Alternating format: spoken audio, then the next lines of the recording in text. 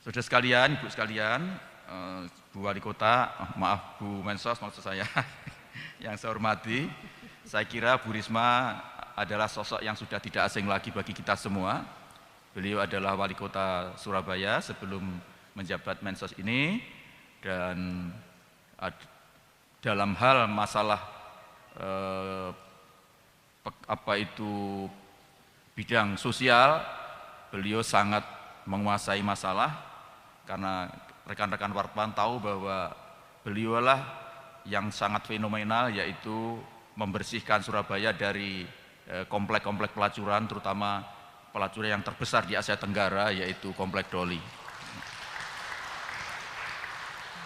Dan masih banyak sekali torehan-torehan prestasi beliau, penghargaan formal maupun penghargaan yang informal yang telah diraih.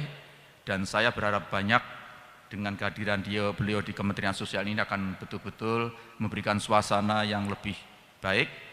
Kalau selama ini Kementerian Sosial sudah baik, saya berharap menjadi lebih baik. Dan yang tidak kalah penting adalah untuk jangka pendek ini harus bisa membangkitkan rasa percaya diri dari seluruh jajaran Kementerian Sosial, harus tidak boleh mengalami demoralisasi, tetapi harus bangkit, karena tumpuan harapan rakyat Indonesia terutama menghadapi COVID-19 ini adalah berada di tangan Kementerian Sosial ini. Untuk itu saya yakin betul Bu Risma orang yang tepat untuk berada di posisi Kementerian Sosial sekarang ini. Yang terakhir, kepada rekan-rekan wartawan, tentu saja saya mengucapkan terima kasih. Walaupun saya menjabat hanya setengah bulan di Kementerian Sosial ini, tapi kerjasama dukungan dari rekan-rekan wartawan sudah sangat luar biasa.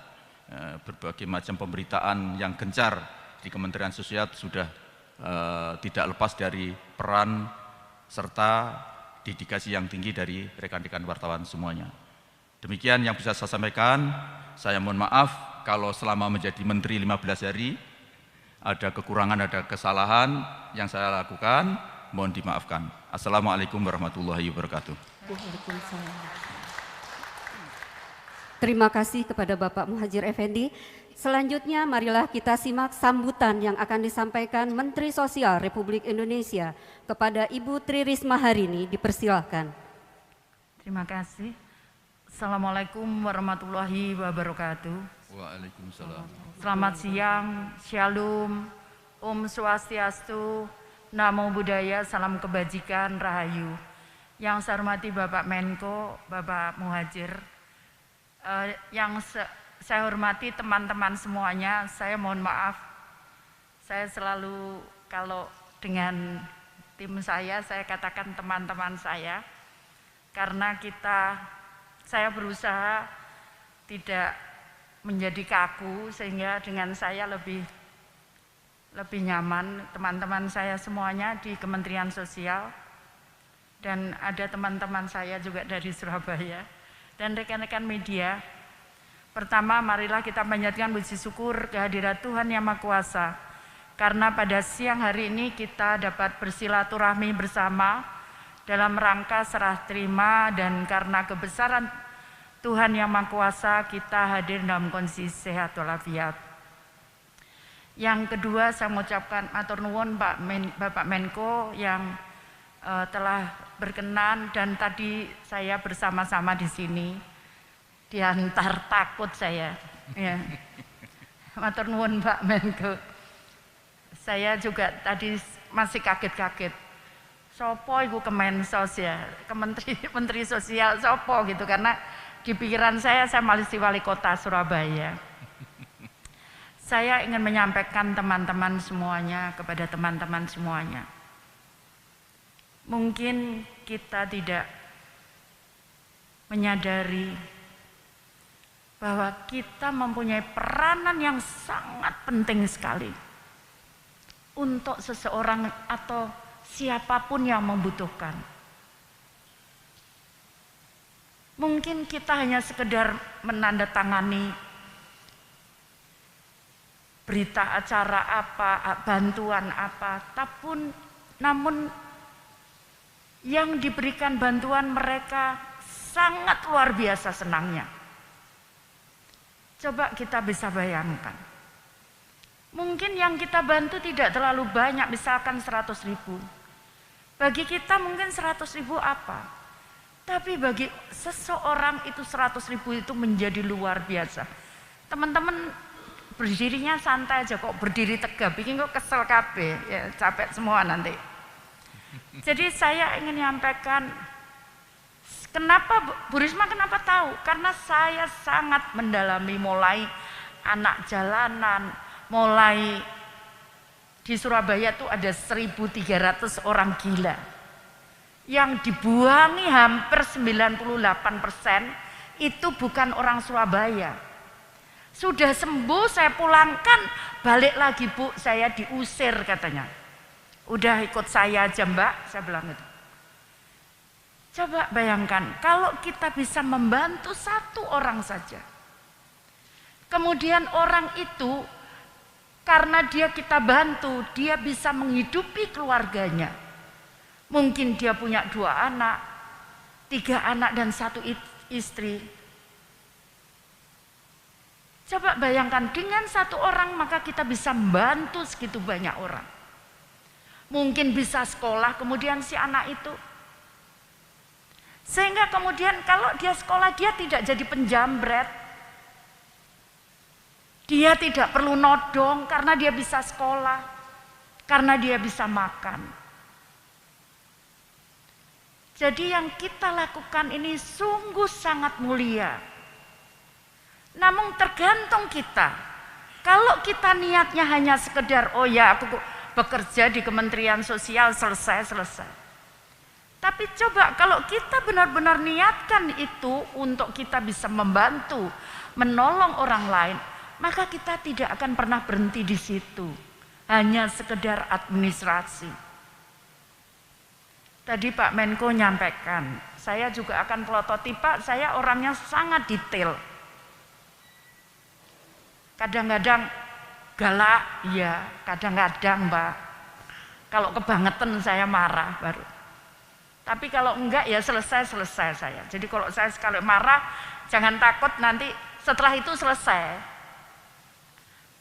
Jadi saya ingin menyampaikan kenapa. Karena banyak sekali di luar sana yang butuh bantuan. Penjenengan pers saya Bapak Ibu sekalian teman-teman, itu yang saya rawat, itu orang gila itu ada yang dari NTT, ada yang dari Sumatera. Jadi bukan hanya Jawa Timur. Kenapa tahu? Setelah sembuh kita pulangkan dan ternyata betul dari sana.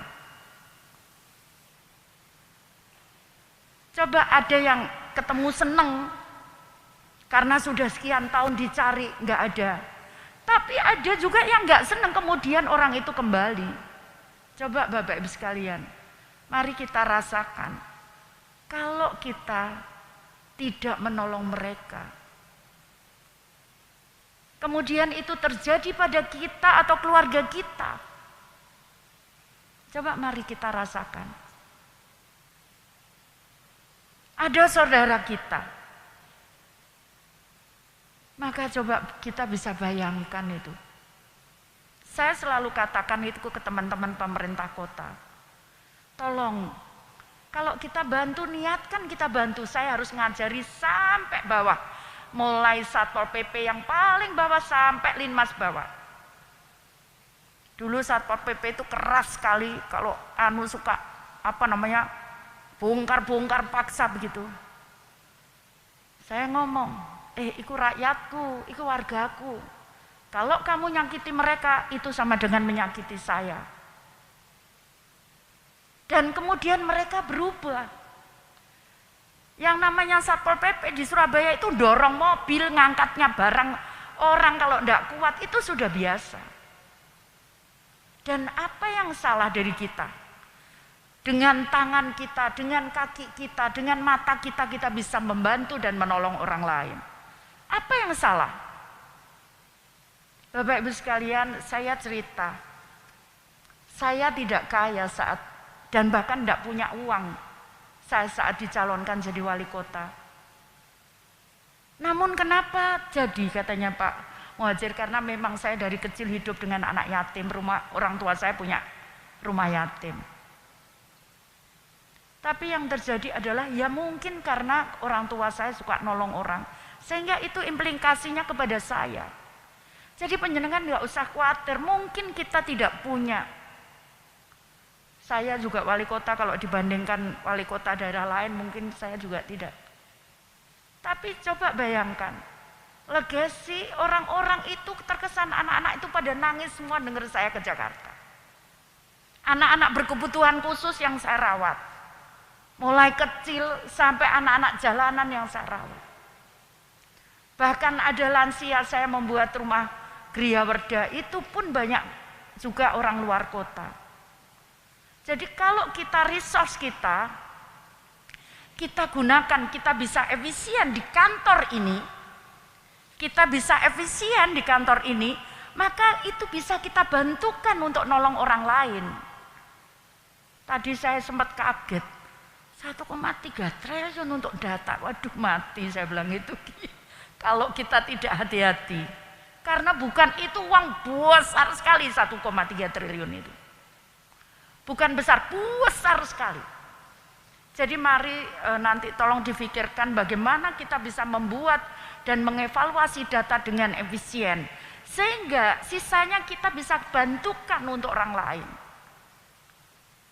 Tadi saya sampaikan, gak usah khawatir kalau kita niat kita baik. Tuhan itu tidak akan menutup mata, pasti Tuhan juga akan bantu kita. Mungkin tidak kita langsung, mungkin anak kita, mungkin cucu kita. Jadi gak usah khawatir. Saat nutup doli betapa beratnya itu saya.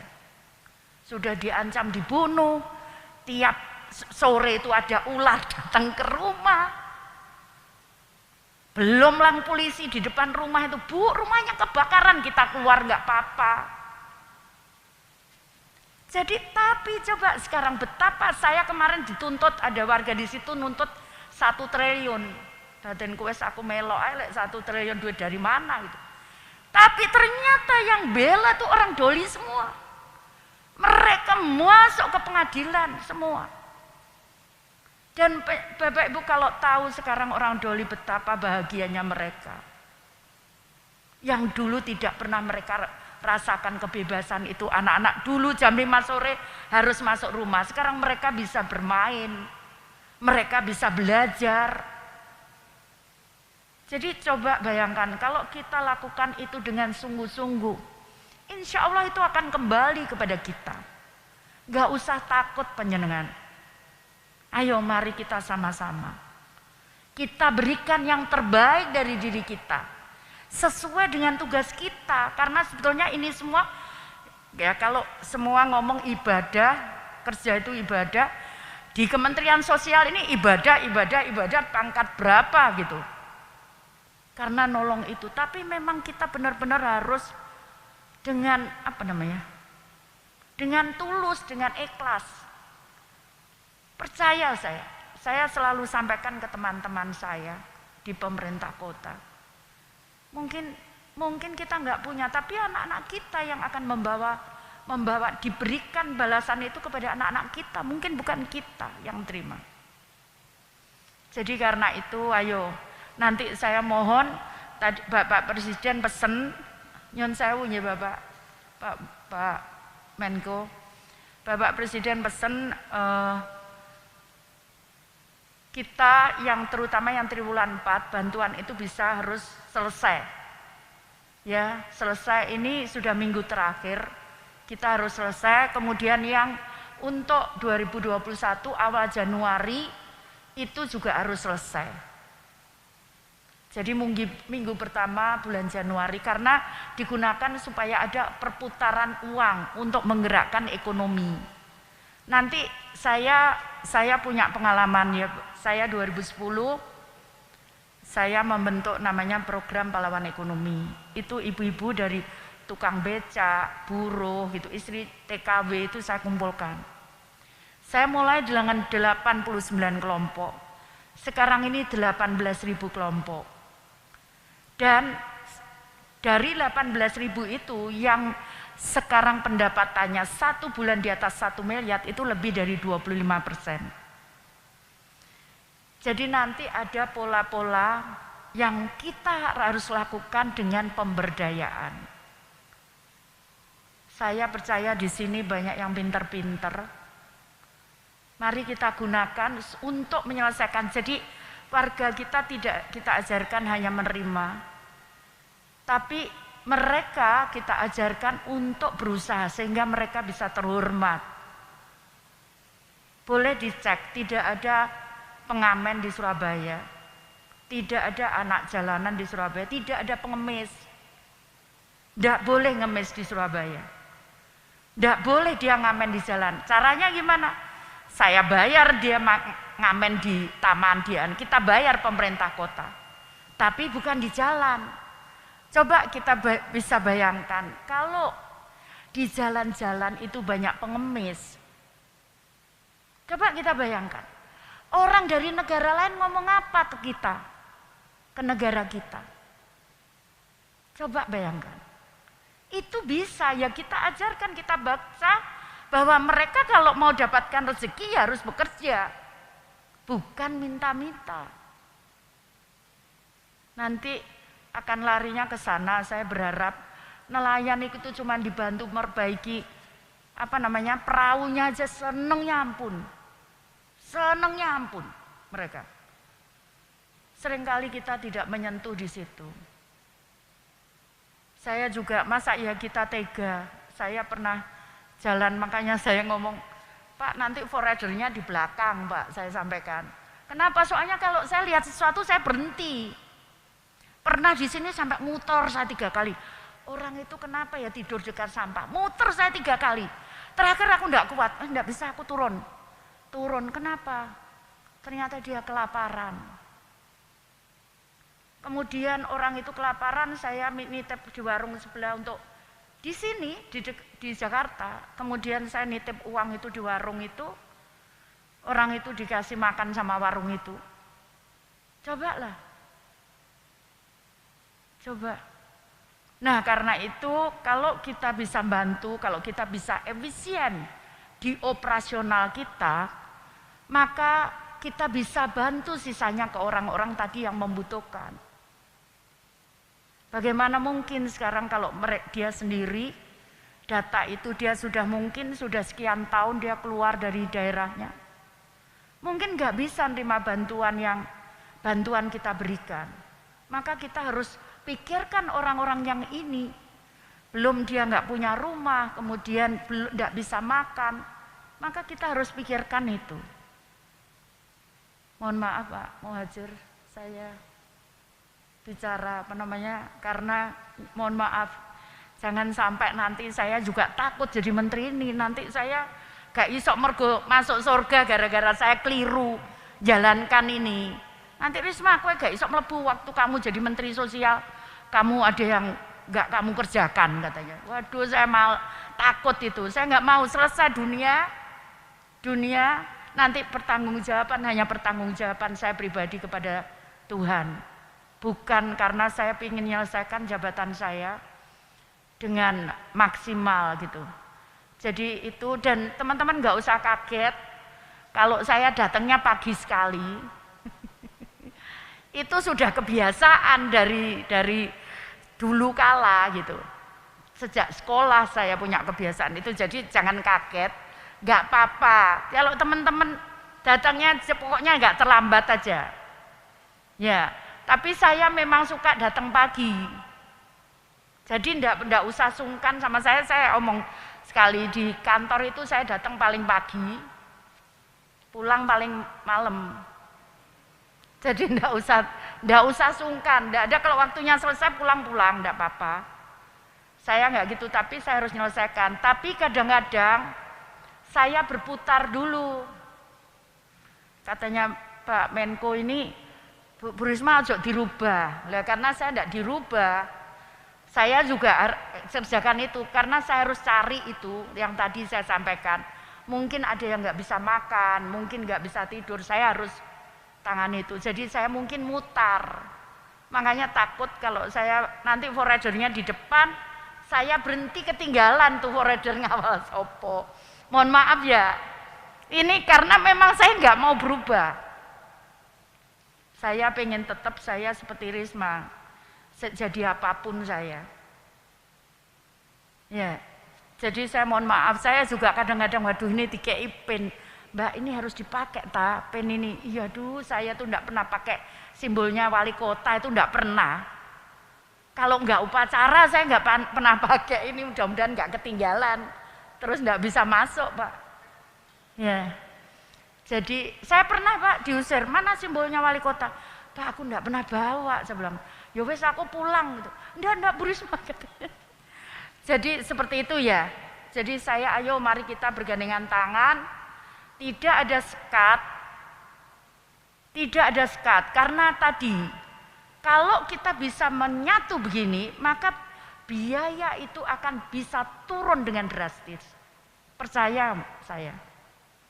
Saya mantan pejabat, saya juga mantan wali kota dan saya detail Pak. Saya wali kota, saya urusi sisamu piro. Waduh, iya betul. Kemudian kita buat program lagi apa? Seperti itu. Jadi kalau saya ngurusi, saya nggak akan pegang duitnya, tapi saya pegang catatan nih, gitu. Saya nggak mau pegang duit, saya nggak pernah pegang duit Pak. Tapi saya pegang catatannya, itu pasti saya akan kontrol. Kenapa? Itu kebiasaan saya gitu. Saya mohon maaf kalau itu, karena sekali lagi saya pengen bahwa dengan uang yang itu kita bisa bantu lebih banyak lagi. Itu saja tujuan saya. Saya percaya bisa, teman-teman pasti lebih pintar dari saya. Saya kira itu sekali lagi saya terima kasih, matur nuwun Pak Menko dan terima kasih teman-teman semuanya. Ayo kita mulai sekarang kita niatkan, kita berbuat lebih banyak lagi kebaikan-kebaikan supaya Tuhan juga memberikan perhatian ke kita karena kita selalu berbuat baik.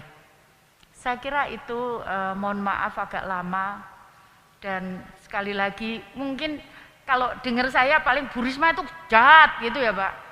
Betul ya Pak? Galak gitu ya Pak? Iya. Kadang-kadang iya sih Pak. Kadang-kadang enggak. Saya tuh baik hati, tidak sombong dan rajin menabung Mbak. Katanya opo itu tepuk tangan itu pepatahnya anak-anak Pak. Jadi baik hati, tidak sombong, rajin menabung. Jadi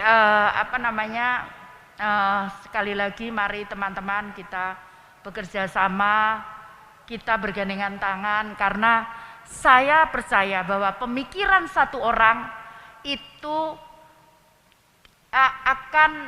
pemikiran banyak orang itu akan lebih baik dibandingkan dipikirkan hanya satu orang. Saya sangat percaya itu. Jadi saling menutupi, saya Bu Risma iki gak iso iki, Bu ini ndak bisa ini gitu. Jadi saling memberikan kekurangan dan kelebihan dan saya biasa diskusi. Jadi itu sekali lagi teman-teman terima kasih. Mungkin karena saya masih merangkap wali kota, jadi saya untuk sementara waktu kemarin saya sudah izin Pak Presiden bagaimana? Enggak apa-apa sudah Bu Risma pulang pergi. Saya cuma pengen ke Surabaya tuh ngeresmikan jembatannya Bu Erna itu. Saya buat jembatan ada air mancurnya Bu. Sayang kalau saya nggak ngeresmikan itu. Saya cuma pengen pulang itu sama ngeresmikan museum olahraga karena di situ ada jersinya si Rudi Hartono, ada raketnya Alan Budi Kusuma. Saya pengen ngeresmikan itu untuk anak-anak Surabaya.